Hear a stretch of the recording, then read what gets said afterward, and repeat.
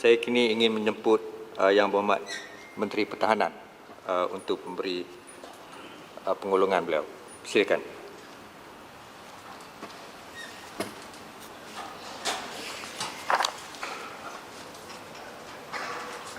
Terima kasih, Tuan Ketua. Bismillahirrahmanirrahim. Assalamualaikum warahmatullahi wabarakatuh dan salam sejahtera.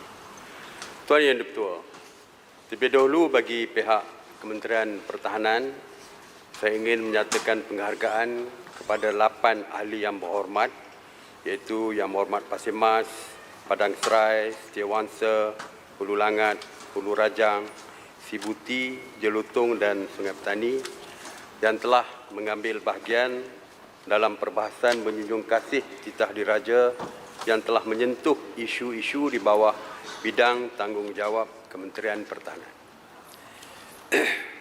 Izinkan saya untuk menjawab semua pertanyaan yang telah dibangkitkan semasa perbahasan titah diraja secara berdasarkan isu.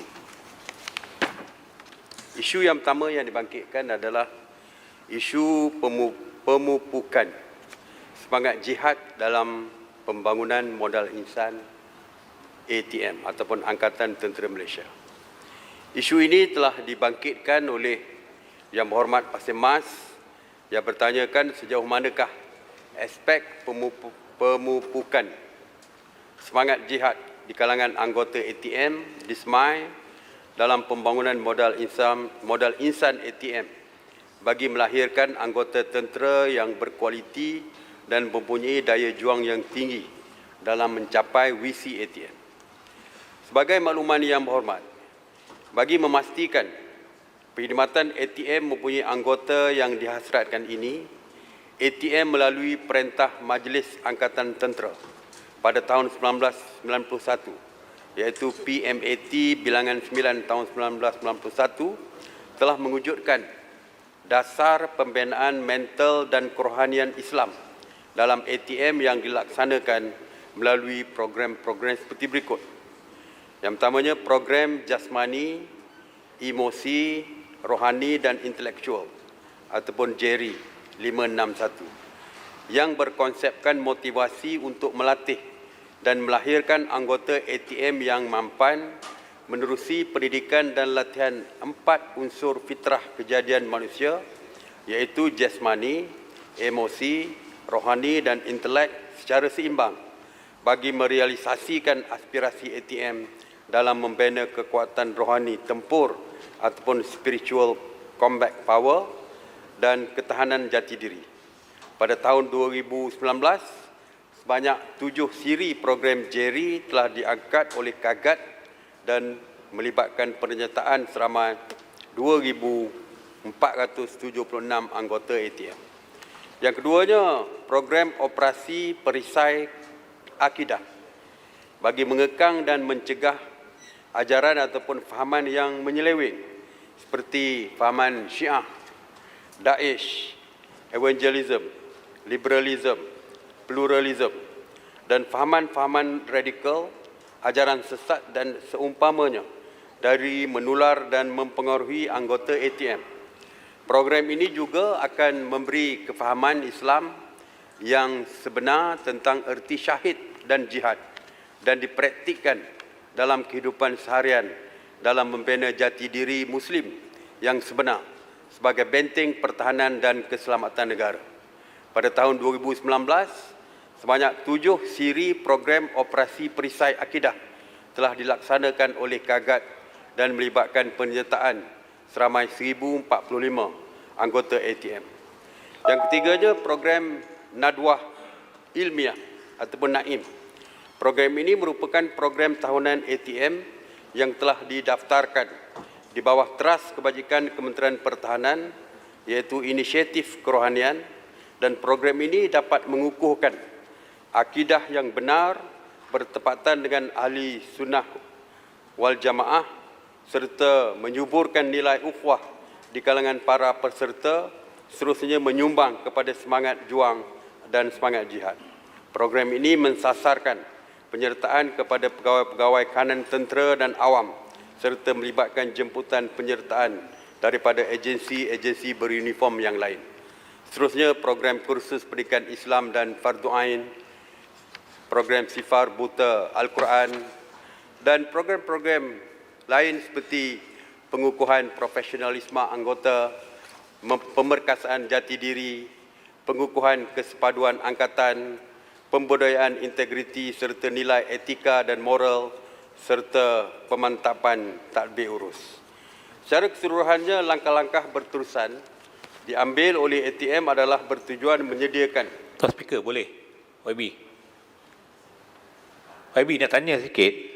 Dari segi, saya bersetuju dengan apa yang... Yang Berhormat belum beri laluan. Saya belum habis lagi. Sekejap, lepas ni boleh? Boleh. Okey, terima kasih. Secara keseluruhannya, langkah-langkah berterusan yang diambil oleh ATM adalah bertujuan menyediakan warganya yang mempunyai tahap profesionalisme dan kompetensi serta daya juang yang tinggi bagi menentukan keutamaan ciri-ciri pembangunan modal insan tercapai. Terima kasih kepada Tuan Speaker, boleh?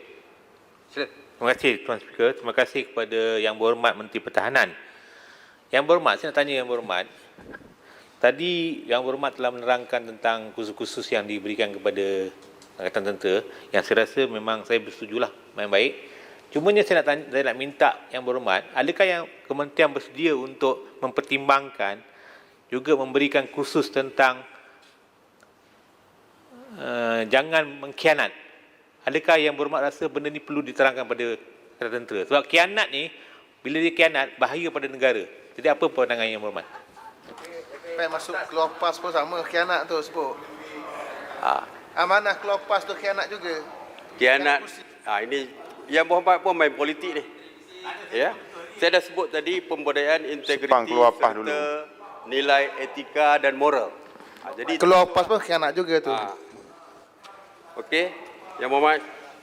Berhormat Menteri. Ya. Pasir Mas Pasir Mas. Pasir Mas. Sebab itu, terima kasih Berhormat Menteri, itu persoalan yang saya sebutkan dalam bahasan saya. Cuma kursus-kursus yang disebut oleh Berhormat Menteri tadi lebih bersifat kepada penilaian internal ataupun dalaman. Jadi adakah di sana adanya agensi-agensi penarafan yang mengambil tindakan untuk membuat penarafan terhadap kursus-kursus tersebut supaya mencapai pewaya-pewaya tertentu? Terima kasih. Ya, memang dari segi program kita, setiap kali program kita ada dari segi impact dia, dari segi kajian impact itu memang dilakukan oleh pihak kementerian. Ya, kita bukan saja mengadakan kursus, tetapi kesan daripada kursus tersebut kita membuat kajian. Ya, kajian secara dalaman. Seterusnya, isu kedua yang dibangkitkan adalah kesan ke atas senggaraan aset-aset ATM akibat daripada pandemik COVID-19. Isu ini juga telah dibangkitkan oleh Yang Berhormat Pasir Mas. Sebagaimana yang diketahui umum, pandemik ini telah memberikan impak terhadap infrastruktur ekonomi, khasnya kepada rantaian bekalan ataupun supply chain. Ianya telah pun memberikan kesan terhadap kestabilan jaringan bekalan, supply dan demand dan permintaan.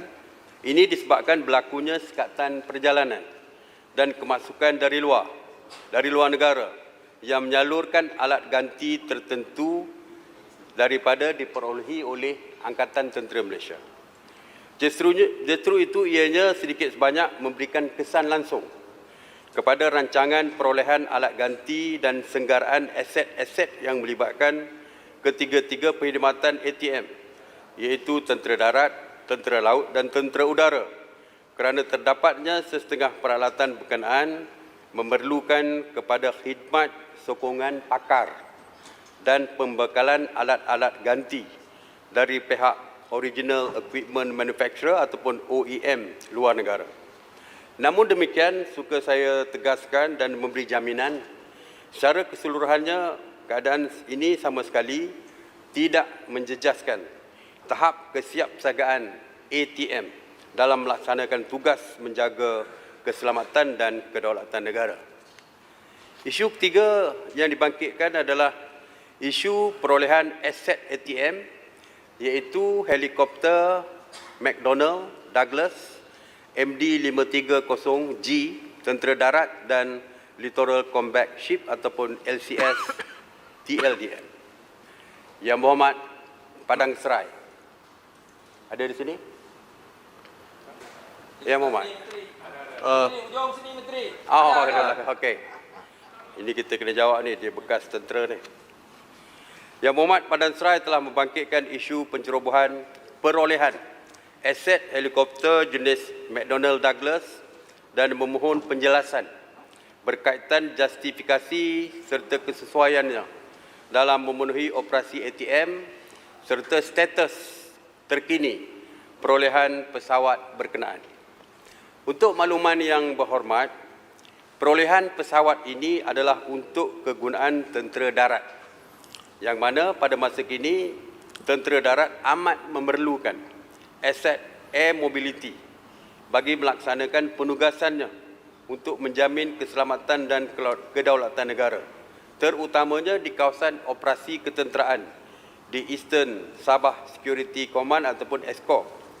Dengan adanya sistem pesawat dan persenjataan yang canggih serta terkini, maka tentera darat lebih berkeyakinan dalam memastikan keselamatan negara sentiasa terjamin daripada bentuk pencerobohan yang mungkin boleh berlaku pada bila-bila masa. Bersesuaian dengan tugas helikopter MD-530G sebagai helikopter peninjau bersenjata, sebarang penugasan, intelligence, surveillance dan reconnaissance dapat dilaksanakan lebih pantas dengan kekuatan tersendiri. Bagi pertanyaan YB tentang status perolehan. Sebelum pergi ke subjek lain, berkaitan pembelian peralatan MD-530G. Helikopter ini telah diorder pada 2017 dan sekarang 2020. Dan 150 juta telah pun dibayar wang pendahuluan. Dan juga pada masa ini tidak dilihat apa-apa helikopter di negara ini. Tolong Menteri berjawab.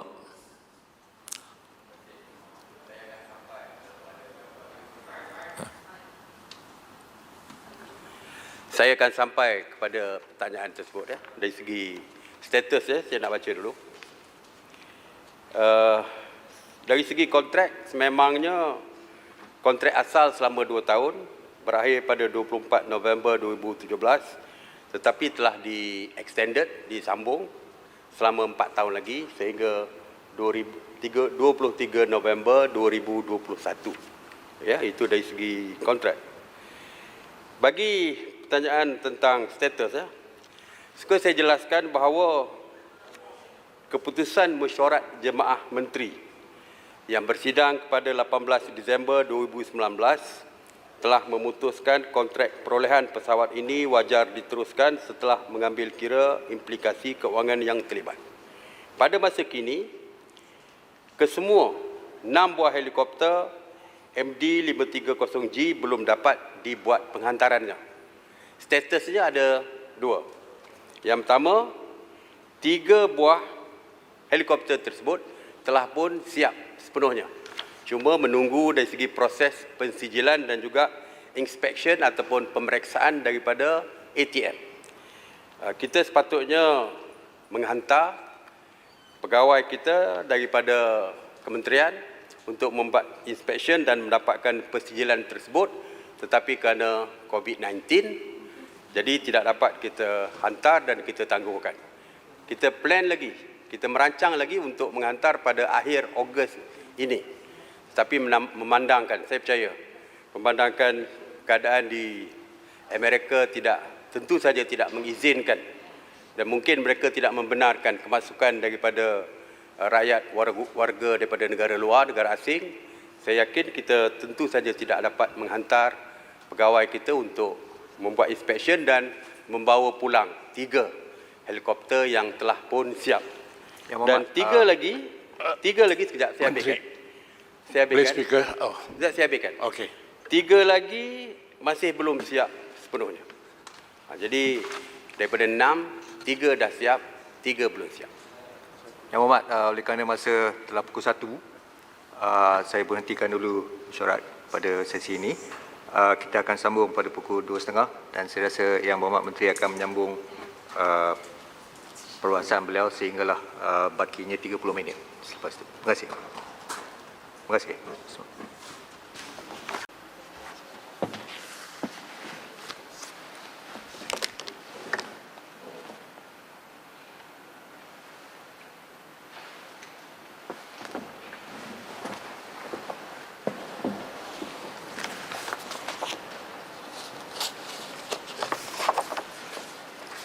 Yang Berhormat, menyambung semula perbahasan ke atas usul-usul, saya menjemput Yang Berhormat Menteri Pertahanan untuk menyambung. Terima kasih. Tuan Terima kasih, Speaker, Muhammad. Silakan. sebelum kita break tadi, saya ada minta untuk bertanya dengan Menteri. Ini berhubung dengan pesanan helikopter yang telah pun Menteri sebut tadi, berlaku kelewatan dan ianya hampir 4 tahun. Jadi, bolehkah Menteri maklumkan kepada Dewan Yang Mulia ini, adakah kelewatan ini disebabkan oleh special spec yang kita minta ke? Kadang kita maklum bahawa helikopter ni agak standard lah around the world. Tapi kerana apa lewat? Adakah kerana masalah ejen ke, masalah pembuat ke, manufacturer ke, ataupun masalah apa yang menyebabkan kita lewat terima helikopter yang amat-amat kita perlukan dalam Angkatan Tentera? Terima kasih. Sila Yang Berhormat Menteri. Terima kasih, Muhammad. Helikopter ini di tempat khas. Di tempat khas, spek dia adalah khusus untuk tentera udara kita, untuk Angkatan Tentera Malaysia. Dan itu merupakan salah satu daripada kelewatan. Dan seterusnya satu lagi adalah masalah seperti yang disebut tadi, masalah syarikat yang membekalkan tu, ejen tu, dan perkara itu telah pun diselesaikan apabila syarikat itu diambil alih oleh grup yang lain. Itu saja. Dan perkara ini telah pun dimaklumkan kepada Kabinet, sebab itu Kabinet setuju untuk menyambung kembali, meneruskan pembelian tersebut. So, maknanya Menteri, delivery sekali ini ialah on time?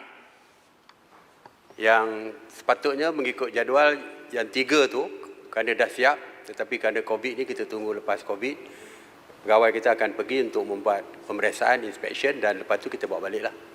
Ya. Okay. Teruskan Menteri. Onkan mic. Switch on. Tuan Yang Di-Pertua, bagi isu perolehan Littoral Combat Sheet ataupun LCS, seramai 2 ahli Yang Berhormat telah membangkitkannya, iaitu Yang Berhormat Pasir Mas dan Yang Berhormat Setiawangsa. Untuk makluman kedua-dua Yang Berhormat, pihak Kementerian Pertahanan mengakui sehingga kini telah membayar sebanyak 6 bilion ringgit dari harga kos keseluruhan pembinaan kapal berkenaan. Dan mengikut perancangan asal Kementerian, 2 daripada jumlah 6 LCS sepatutnya telah pun diterima sehingga kini. Walau bagaimanapun, sehingga 31 Julai masih belum ada kapal yang disiapkan dan status kemajuan kerja keseluruhan semasa bagi pembinaan LCS adalah sebanyak 56.67% berbanding dengan perancangan asal iaitu 85.73%, iaitu kelewatan sebanyak 29.06% atau selama 31.1 bulan. Status kemajuan semasa bagi setiap LCS adalah seperti berikut. LCS 1, status siap semasa adalah 59.79%. LCS 2, status siap adalah sebanyak 48.09%. LCS 3, status siap sebanyak 43.75%. LCS 4, status siap semasa adalah 36.49%, LCS 5 status siap adalah 20%, manakala LCS 6 belum dimulakan, iaitu status siap masih lagi 0%. Bagi isu kelewatan ini, pihak kementerian akan menyediakan surat tuntutan denda kelewatan kepada syarikat terbabit selaras dengan klausa kontrak yang berkuat kuasa. Dari segi tindakan seperti yang dibangkitkan, setakat ini selain daripada LED yang akan dikeluarkan, juga perkara ini telah pun dibentangkan kepada jawatan kuasa takbir urus perolehan dan keuangan, telah pun dibentangkan. Dan yang keduanya, dari segi soalan tentang tindakan yang dilakukan oleh bekas ataupun dilakukan oleh Presiden Veteran TLDM, iaitu melaporkan kepada SPRM. Perkara ini telah pun, saya percaya telah pun dilakukan dan kita menunggu tindakan seterusnya daripada SPRM kerana di luar daripada kawalan kementerian untuk tindakan oleh SPRM. Bagi pertanyaan Yang Berhormat Setiawangsa berkaitan pemberian suntikan dana tambahan bagi menyiapkan LCS, ingin saya jelaskan bahawa pihak Kementerian Pertahanan tiada sebarang perancangan bagi memberikan suntikan dana buat masa ini. Segala pembayaran bagi kerja-kerja yang telah dilaksanakan telah pun dibayar selaras dengan klausa kontrak. Maka dengan itu, Bastard Naval Shipyard Sdn Bhd ataupun BNSSB telah diminta untuk menggunakan baki peruntukan sedia ada bagi meneruskan projek ini. Sekiranya syarikat memerlukan dana tambahan, maka syarikat haruslah mengambil inisiatif berkaitannya di peringkat dalaman dan bukannya melalui kontrak ini. Untuk makluman Yang Berhormat, bagi hala tuju projek ini, memorandum Jemaah Menteri akan dibentangkan ke Jemaah Menteri setelah pihak pengurusan tertinggi kementerian membuat semakan akhir atas dokumen berkenaan dalam masa terdekat ini.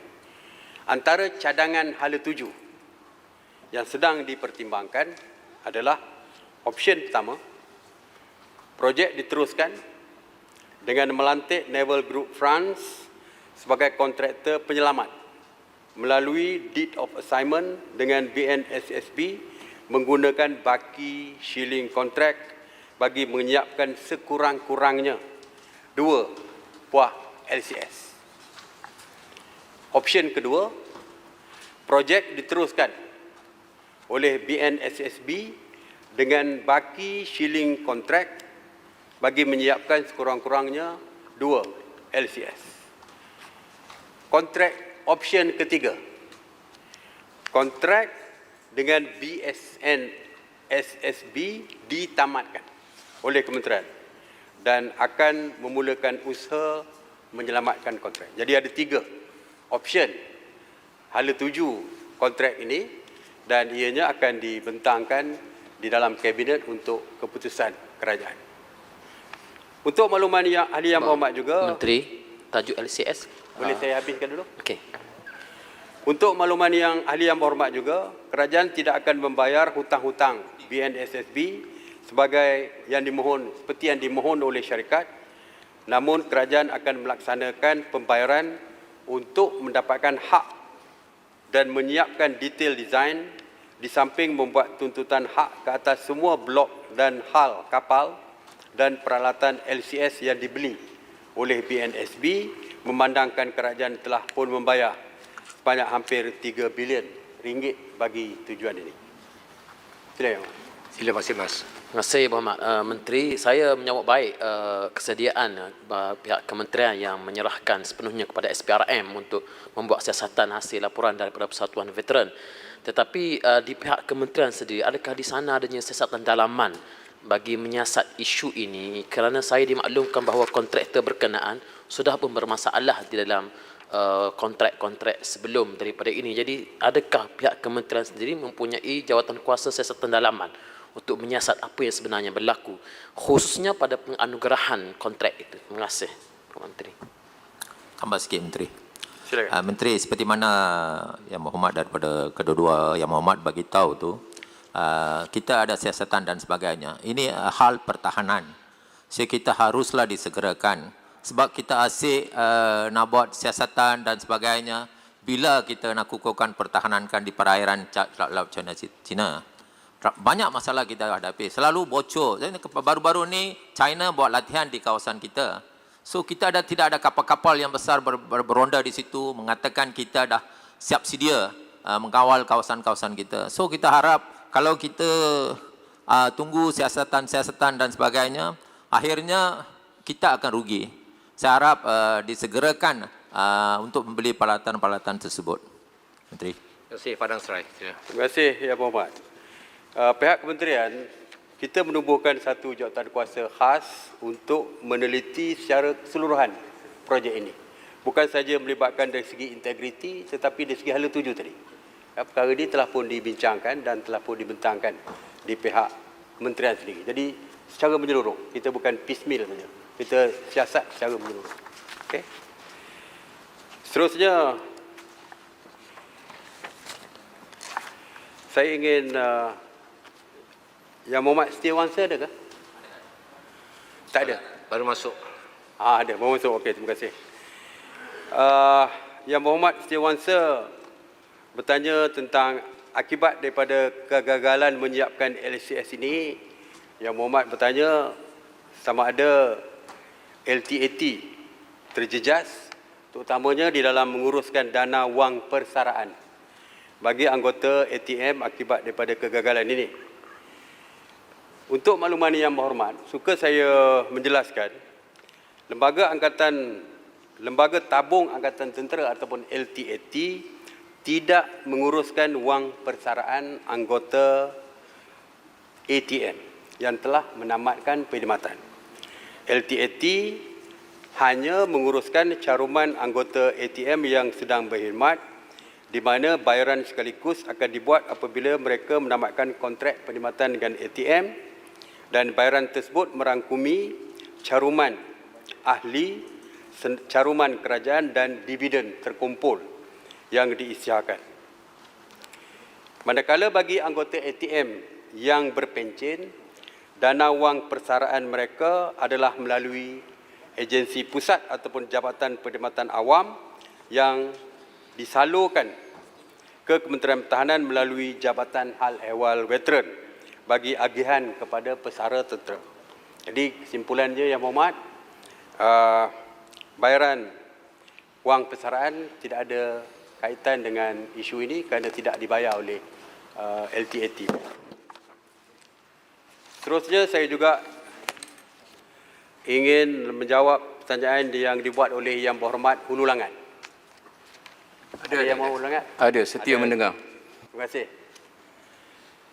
Yang Berhormat Hulu Langat bertanyakan tentang pengoperasian pesawat Beechcraft serta perancangan jangka panjang bagi pesawat ini dan langkah-langkah mengelakkan kejadian nahas supaya tidak berlaku di atas pesawat ini.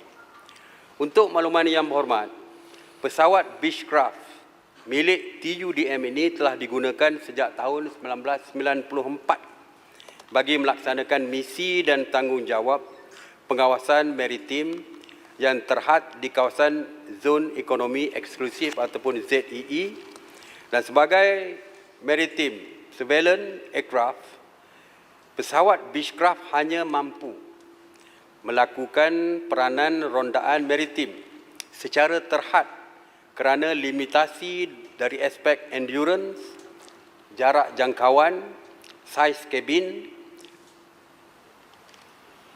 kuantiti platform yang terhad dan keupayaan sistem pengawasan yang terbatas.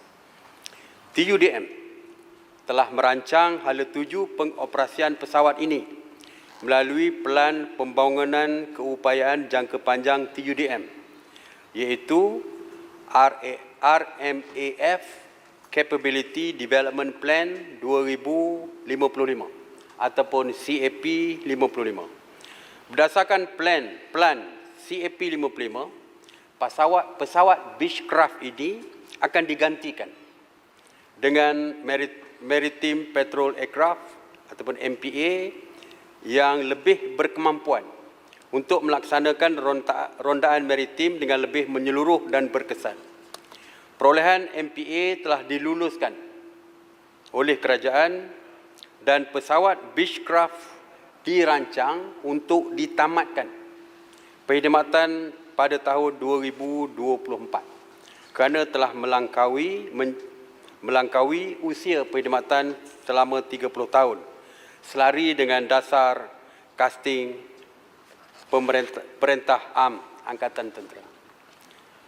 Berkaitan dengan pertanyaan yang berhormat berkenaan langkah-langkah mengelakkan kejadian nahas ke atas pesawat ini supaya tidak lagi berlaku, suka saya jelaskan merujuk pada kejadian nahas pesawat ini yang telah berlaku pada 21 Disember 2016 yang lalu. Hasil laporan siasatan TUDM ke atas nahas berkenaan telah diklasifikasikan sebagai training hazard dan tiada kaitan dengan isu-isu teknikal. Pihak TUDM telah membuat kajian dan seterusnya telah melaksanakan penambahbaikan terhadap teknik serta prosedur penerbangan sedia ada dengan menitikberatkan aspek keselamatan bagi mengelak sebarang kejadian yang sama tidak berulang pada masa-masa akan datang. Penambahbaikan ini telah dikemas kini di dalam SOP ataupun Standard Operating Procedure pesawat Beechcraft dan diguna pakai sehingga ke hari ini. Isu perkembangan industri pertahanan negara telah dibangkitkan oleh Yang Berhormat Pasir Mas yang meminta kerajaan mengambil perhatian yang serius agar industri pertahanan negara tidak jauh ketinggalan berbanding dengan negara-negara lain.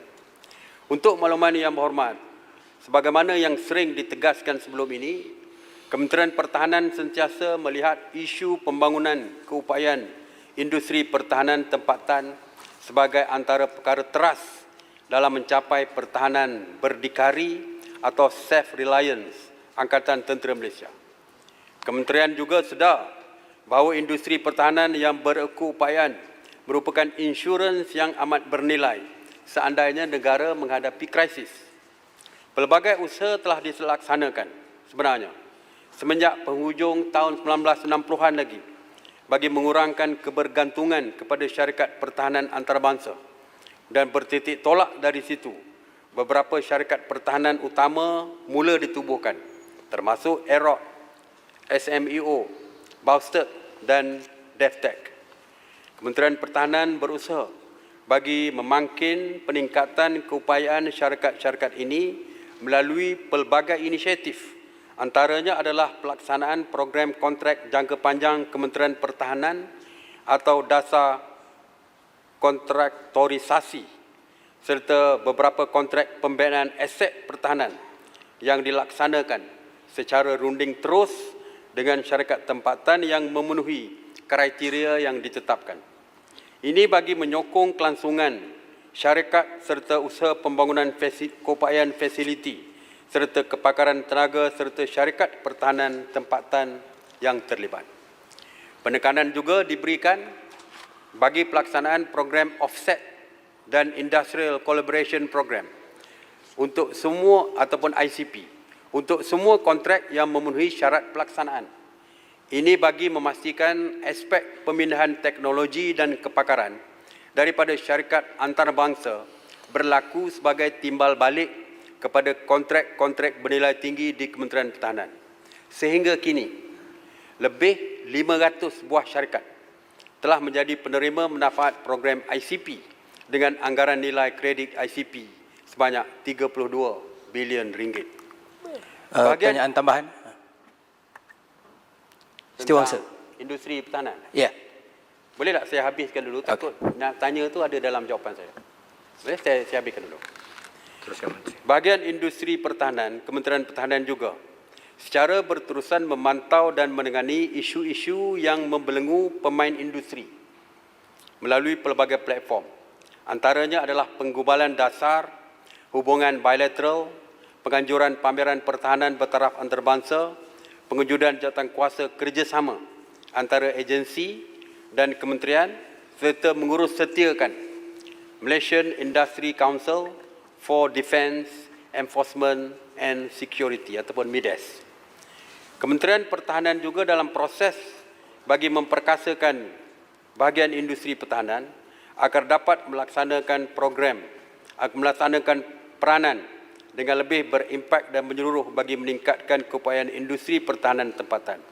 Hasil daripada inisiatif yang dilaksanakan, pelbagai pencapaian telah pun dicapai oleh pemain industri pertahanan tempatan, termasuklah keupayaan tinggi bagi melaksanakan sendiri dengan izin, maintenance, repair dan overhauling ataupun MRO, aset-aset utama ATM, baik di sektor maritim, darat maupun aeroangkasa. Keupayaan tinggi pemain tempatan turut dapat dilihat dalam aspek pemasangan dan integrasi, aset serta sistem, pembangunan sistem ICT serta keperluan guna sama ATM. Kesemua ini merupakan antara ciri terpenting industri pertahanan yang mampu menyokong prinsip pertahanan berdikari ATM. Walau bagaimanapun,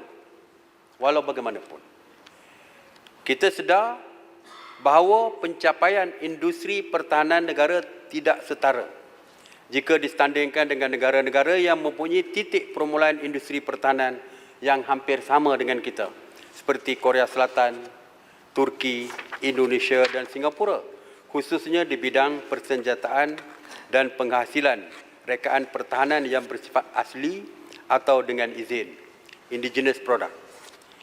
Ini disebabkan, saya nak jelaskan supaya dapat sokongan daripada rakan-rakan ahli parlimen sekalian.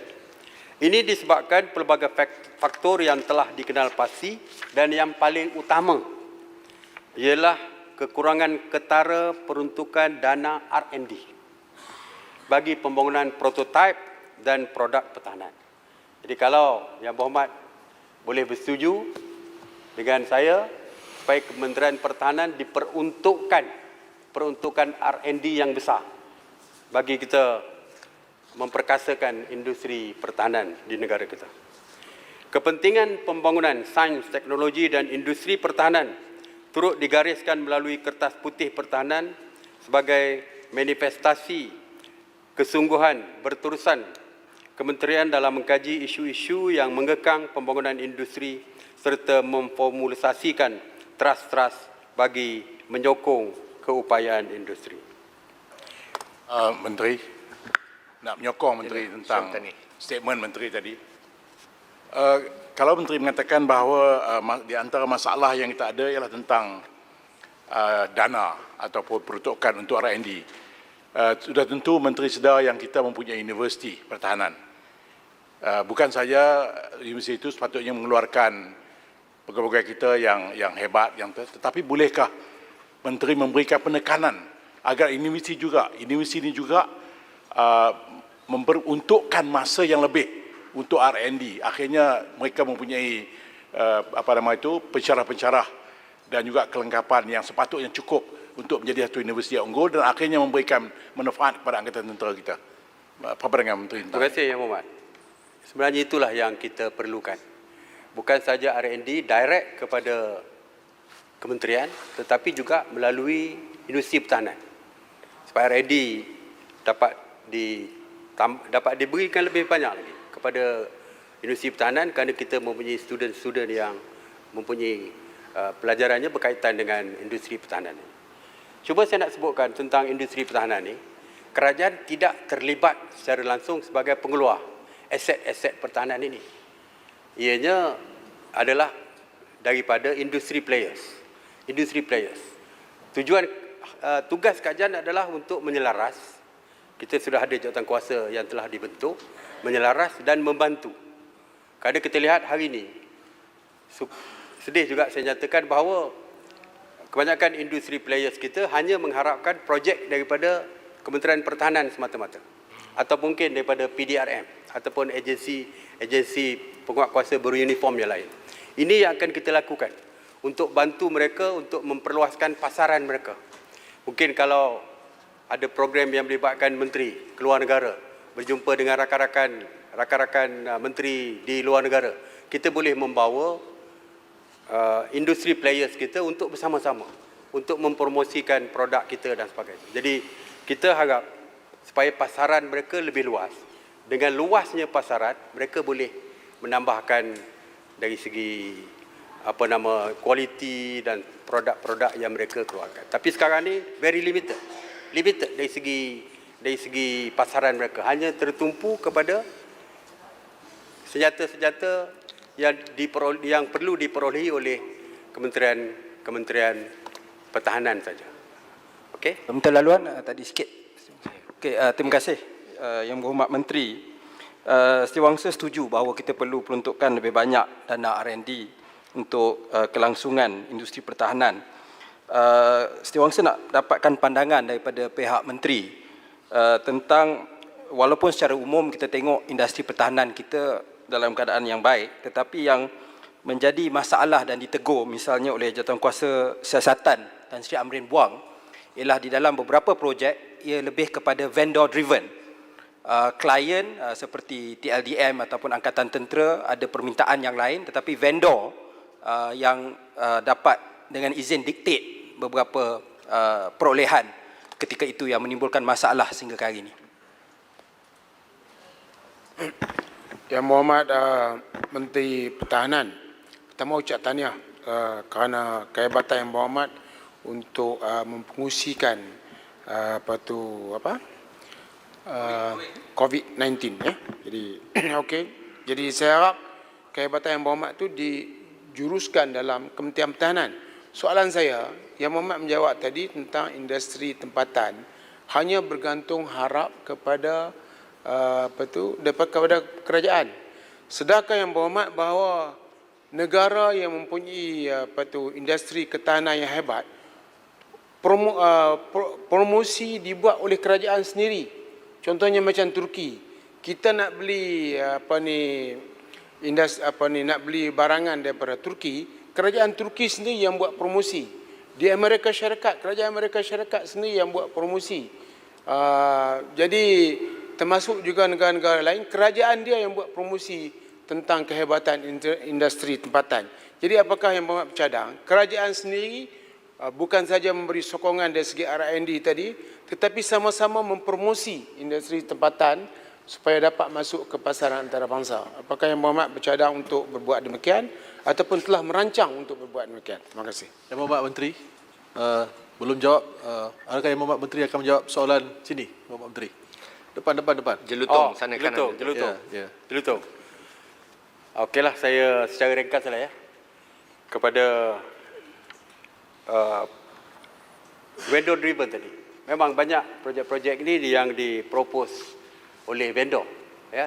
Kerana seperti saya kata tadi lah, market dia too small, jadi mereka hanya mengharapkan kepada Kementerian Pertahanan saja. Jadi inilah yang berlaku, dan sebab itulah sekarang ni kita membuat polisi bahawa kita projek-projek yang besar dan sebagainya, kita akan membuka secara international tender supaya kita dapat bawa masuk walaupun produk daripada luar yang kita tidak mampu mengeluarkan sendiri, tetapi mungkin dari segi penglibatan industri kita untuk bersama dengan mereka, mungkin boleh ada transfer of technology dan sebagainya. Kalau boleh berlaku seperti ini, akhirnya kita boleh berdiri sendiri dan sebagainya dan tidak perlukan daripada luar lagi. Tetapi seperti saya kata tadi, apa pun R&D lah yang paling penting. Arau bangkitkan tadi, ya, kita seperti saya sebutkan tadi, bahawa kerajaan yang akan membuat promosi selepas ini untuk meluaskan pasaran kepada industri players kita. Jadi selepas ini mereka tak perlu nak propose apa-apa lagi. Tak perlu ada penglibatan secara langsung daripada vendor kerana mereka tidak ada pasaran. Jadi mereka mungkin tak perlu lagi memasarkan kepada ATM sendiri, tetapi boleh menghantar ke negara luar dan sebagainya. Kalau kita lihat negara-negara jiran kita, walaupun mereka hanya memasang produk tersebut, tapi ada negara jiran yang memasang pesawat terbang, angkat pesawat, kapal terbang dan sebagainya. Jadi perkara inilah yang sedang akan kita usahakan dan kajian akan membantu industri-industri players ini. Menteri satu Saya minit ada setengah lagi, Menteri. Menteri, soalan jelutong belum dijawab okey, Hulu Rejang dengan Sibuti ada ke? Saya terpaksa jawab. Jelutong betul-betul lepas itu, kalau sempat jawab saya jawab. Isu yang dibangkitkan oleh dua ahli kita iaitu Hulu Rajang dan Yang Mohamad Sibuti membangkitkan usaha yang dilakukan dalam menangani penularan wabak COVID-19 di kawasan Hulu Baleh, di kawasan sempadan Sarawak, Kalimantan. Yang Mohamad Hulu Rajang turut mencadangkan diwujudkan Sarawak Kalimantan Border Security Alignment. Bagi kawasan sempadan Sarawak Kalimantan seperti yang dibangkitkan oleh kedua-dua ahli yang berhormat, suka saya maklumkan bahawa pihak kementerian sentiasa memberi perhatian yang serius terhadap keselamatan negeri Sarawak. Ketika ini, kementerian melalui tentera darat telah pun menempatkan formasi-formasi di kedudukan strategik bagi mempertahankan kedaulatan negeri tersebut. Pasukan-pasukan yang di bawah pemerintahan formasi-formasi ini sentiasa bersedia melaksanakan tugas bagi menjaga keselamatan terutamanya sempadan Kalimantan, Sarawak, Kalimantan. Penubuhan National Task Force melalui operasi Benteng yang menggabungkan semua agensi penguatkuasaan sempadan merupakan langkah terbaru yang telah diambil oleh kerajaan bagi memperkukuhkan kawalan sempadan daratan khususnya negeri Sarawak. Dan ini termasuklah kawasan YB Hulu Rajang sendiri, iaitu kawasan Hulu Baleh. Cuma saya nak maklumkan, kawasan Hulu Baleh walaupun di bawah operasi Benteng, tetapi bukan di dalam kawasan tanggungjawab operasi Angkatan Tentera Malaysia, tetapi ianya di bawah tanggungjawab operasi Pasukan Gerak Khas Polis Diraja Malaysia. Markas Pemerintahan Medan Timur selaku Land Component Commander Timur adalah bertanggungjawab bagi menyelaraskan usaha bersepadu di bawah NTF. Saya nak maklumkan sehingga kini Ops Benteng telah berjaya menangkap 460 parti dan mengusir 17 parti serta menangkap 173 tekong.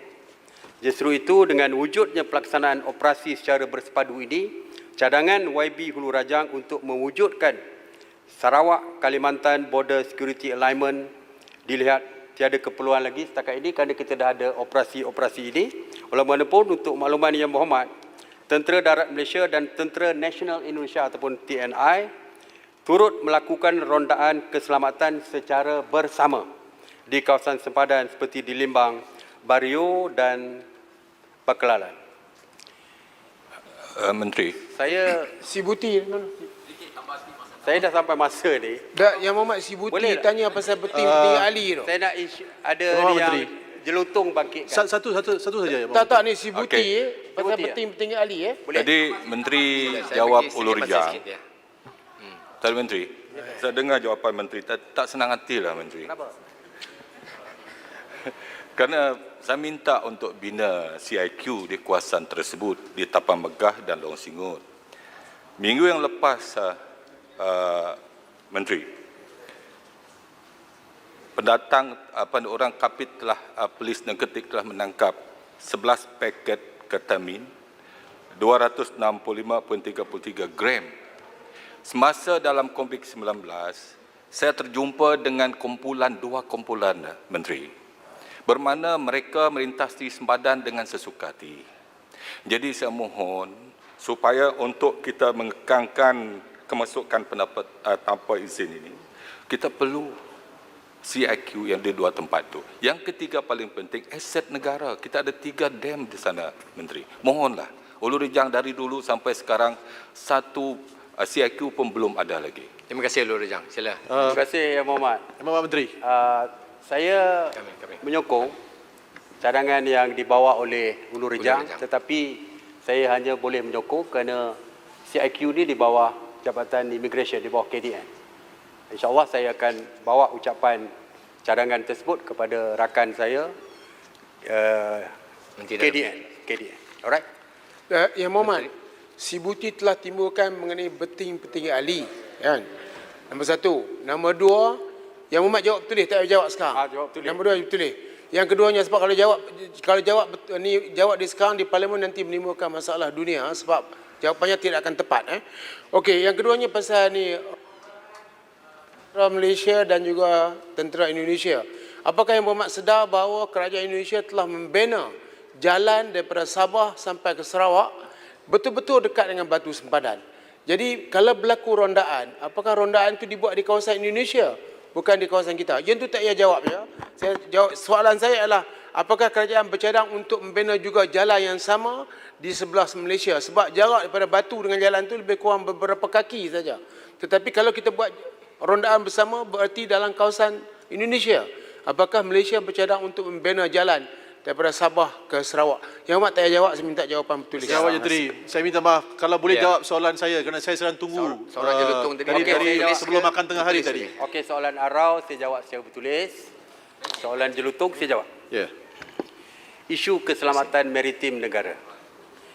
Isu ini telah dibangkitkan oleh dua ahli yang berhormat, iaitu Jelutong, YB Jelutong dan YB Setiawangsa, yang bertanyakan langkah-langkah yang diambil dalam memastikan kedaulatan maritim negara terpelihara, terutamanya yang melibatkan di Laut Cina Selatan. Saya faham ada disebutkan tentang China Coast Guard yang berada di kawasan tersebut. Begitu juga dengan kehadiran daripada negara-negara lain selain daripada China. US pun ada menghantar apa nama aircraft carrier dia. Australia pun menghantar. Vietnam pun menghantar di tempat yang sama. Kita meletakkan aset kita di situ. Aset ketenteraan kita di Laut Cina Selatan, di kawasan kita, 24 jam 7 hari seminggu, sentiasa ada di situ. Ya. Tetapi isu Laut Cina Selatan ni bukan diselesaikan oleh Kementerian Pertahanan. Ya, kerana kita sebagai sebuah negara yang aman, bebas, berkecuali, yang berdasarkan Zohfan ASEAN ini, kita tidak mahu berlaku provokasi mana-mana negara pun di kawasan tersebut. Apa yang kita mampu buat adalah meletakkan aset kita untuk menjaga kepentingan kita. Dan dari segi bilateral, perbincangan bilateral adalah dilakukan oleh Kementerian Luar Negara. Dan saya percaya di dalam isu ini, Kementerian Luar Negara yang akan menjawab setiap persoalan yang ditimbulkan. Terima kasih. Terima kasih. Yang Berhormat Menteri, sikit aja. Saya berterima kasih di atas sini Yang Berhormat Menteri, Jelutong. Sebelah kanan belakang saya. Di sini. Tak nampak saya. Oh, belah sana dah? Di sini tak nampak. Oh, biasa duduk belakang sana. Dah, di sini. Oh, dah tukar, okey. Saya berterima kasih di atas jawapan yang diberikan, dan saya mengambil kesempatan ini untuk merakamkan penghargaan saya kepada Yang Berhormat Menteri, terutamanya berkenaan dengan pengawalan dan juga penyeliaan petugas-petugas keselamatan ketika COVID-19. Saya mengikuti tiap-tiap hari ulasan dan juga berita dan juga secara langsung nasihat-nasihat yang diberikan oleh Yang Berhormat Menteri, yang saya rasa telah pun diamalkan, dan saya mengambil kesempatan ini untuk merakamkan jutaan terima kasih kepada bukan saja Yang Berhormat Menteri dan kementerian, tetapi kepada semua petugas-petugas yang terlibat. Pada masa yang sama, saya ingin melontarkan satu soalan yang bermain di minda rakyat jelata di luar sana, terutamanya berkenaan dengan penguatkuasaan PKP, di mana kita lihat rakyat di luar sana sengsara ketika ditangkap apabila kadang-kala tidak memakai pelitup muka, kadang-kala diheret ke mahkamah, kadang-kala berdiri di luar bangunan ditangkap, ditahan, ada yang dipenjarakan sebulan. Saya di sini menyarankan supaya semua mengikuti saranan Yang Berhormat Menteri yang baik belaka, yang adalah bertujuan untuk keselamatan rakyat Malaysia. Ini adalah perkara yang penting, dan saya sebagai backbencher menyokong penuh perkara-perkara yang dinasihatkan. Tetapi saya amat duka cita bila kita lihat ada segolongan yang tidak mematuhi nasihat-nasihat, terutamanya ahli-ahli parlimen daripada kerajaan. Yang kita lihat ini ucapan, ini ucapan sesi ke jawab penjelasan? saya tahu menteri. biarkan saya habis dahulu. Tunjukkan soalan pada dia. Saya tunjukkan soalan Ini kepada menteri. ucapan Kenapa ke yang penjelasan? berhormat Arau sibuk? Menteri Pertahanan. Ini siapa Soalan yang saya, Saya minta ini adalah sesi jawapan daripada menteri. Ya. soalan saya, adakah yang berhormat di sebelah sana yang tak ikut akan ditahan dan dibawa ke mahkamah dan dituduh di mahkamah, umpamanya Baling, umpamanya Pontian, Bagan Datuk dan Pekan sendiri yang mengadakan perarakan di luar mahkamah. Ini adalah soalan saya kepada Bapak Menteri. Okey. Saya minta menteri untuk menjawab. Silakan. Yang masa tambahan 10 minit telah saya berikan. Julutun jadi backbencher. Terima kasih Yang Berhormat. Boleh saya sambung? Terima kasih. Dari segi peraturan mesyuarat, standing order, perkara yang dibangkitkan adalah berkaitan dengan isu yang dibangkitkan semasa perbahasan. Jadi ini tidak berbangkit. Itu yang pertama. Yang pertama. Baik. Yang kedua, saya berdiri sini sebagai Menteri Pertahanan. Hal tangkap-menangkap itu di bawah KDN, di bawah kementerian lain. Jadi saya tak boleh menjawab soalan itu. Baik, terima kasih Yang Berhormat. Saya Tapi Yang Berhormat, sikit. ini menunjukkan double standard. Menteri, masa diberi Saya tidak benarkan kecuali menteri untuk merumuskan. Silakan. Menteri. Mohon Speaker, Menteri, ini menunjukkan penjelasan double standard. Rakyat di luar sana tanya, adakah ini double standard kerajaan Perikatan Nasional? Ahli-ahli yang berhormat tak dituduh. Rakyat biasa dituduh. Jadi tolong, saya tak benarkan siapa untuk bercakap dan masa pun telah tamat, minta menteri. Habiskan. Saya gulung saya gulung. Sila habiskan menteri. Saya gulung. Menteri penjelasan Saya ingin- pencin. Sikit saja. Tak ada, Saya ada, minta ada, jawapan ada. bertulis ya. Sikit ya. Okey. Yang Berhormat, pasal jawapan Yang Berhormat tadi menyebutkan berapa ada negara-negara yang terbabit dalam South China Sea. Soalan saya ialah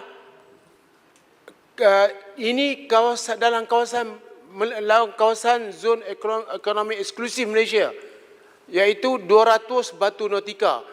Kenapakah kapal Coast Guard China berada 80 km daripada pantai Sarawak? Itu saja. Tapi ini Yang Amat bagi jawapan bertulis, sebab itu yang terbaik, iaitu kenapakah mereka berada dalam kawasan 200 batu nautika Malaysia. Terima kasih.